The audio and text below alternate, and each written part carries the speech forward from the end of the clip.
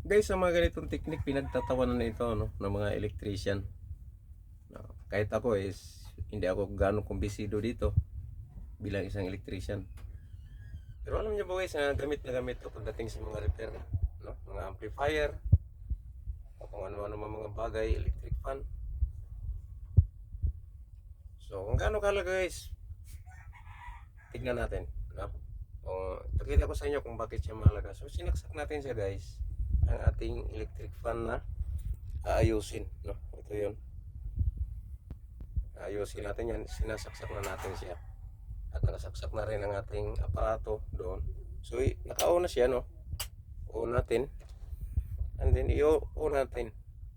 So, kung gaano kahalaga to, panoorin nyo guys. Yan. So, umiilaw siya. So, ibig sabihin, nagkaroon na siya ng contact dito. No? Kadalasan, umiikot na yan guys. No? Kung hindi sira. Umiikot na yung kanyang shafting. Pero hindi pa siya umikot, pero abnormal yung ilaw niya guys. Oh. So abnormal. Ayan oh. So parang may problema talaga. So watch until the end.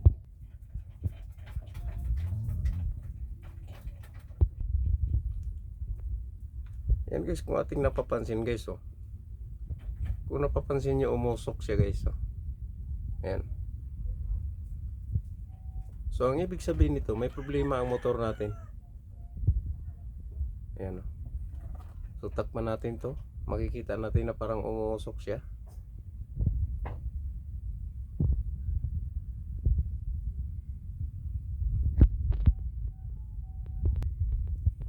So ayan na guys oh. Umusok guys oh.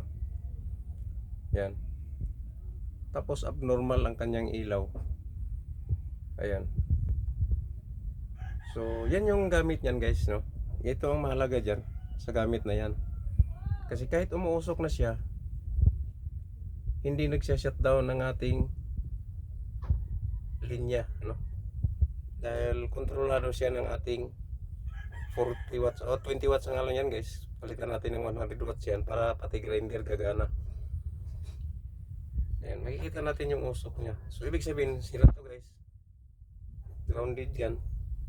So kung yan ang dinirect natin, pagsaksak dito, so may tendency na itong saksakan natin ay mag-shutdown ang ating breaker dyan. Kasi hindi na maganda ang kalagayan ng ating motor. Ay, kung napapansin nyo guys, umuusok. So yan ang trabaho niyan guys. Pero sa electrician, hindi yan. Walang kwenta yan.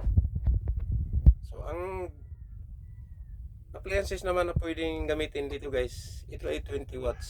So sa electric fan, umiikot siya ng mahina. Sa grinder hindi siya kayang paikutin. Pero kung palitan ko ng 100 watts yan, pati grinder iikot dito. No? So nagdidepende sa watts ng ating ilaw ang ating appliances. So tuloy-tuloy yung usok niya guys. Oh. Yan. So yan ibig sabihin grounded na yan. No? So may tendency na kung mahina ang ating mga breaker is mag-shut down yan. Ibig sabihin hindi na maganda yung kanyang kalagayan. Pero yan, pinabayaan lang natin. No? So yan ay isang delikado pero safety. No? Kasi once na hindi niya na talaga kaya yan, itong ilaw na ito ang napupundi. So mapupundi ito guys. No? So mapupundi yan. So okay, patayin na natin. Yan. So wala na siya, wala na yung ilaw.